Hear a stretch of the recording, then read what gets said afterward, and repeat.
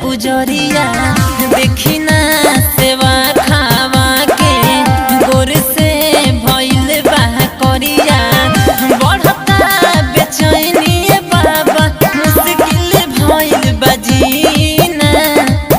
पीली पुदीना पुदीना पीली पुदीना बाबा पीली पुदीना पीली पुदीना बाबा पूरा महीना रे नीते सवा ना पिए करे लोता ना हम तलाई कोल तनी कर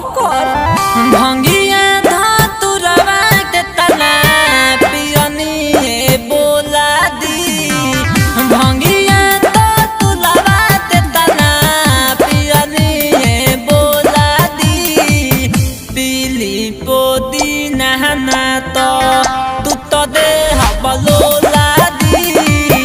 पीली पुदीना ना तो रे बकलो तब ता तोली बतावा ना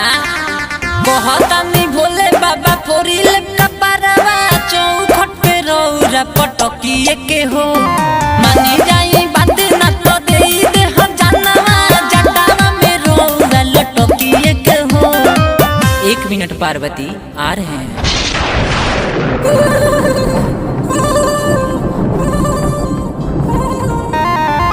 सोना सेवा खाजी तो छोड़ दाना हो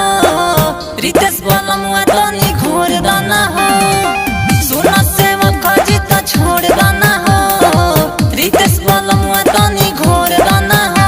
सुंदर सन सोजीत साथे खाली नहीं जोईबा सब सुख पाइबा असरा लगाइबा जल ढारे आइबा खाली ना जाइबा सब सुख पाइबा ना बाबा ना। अच्छा ठीक है लो आयुष्मान भव पूरे सावन के लिए पुदीना हाँ।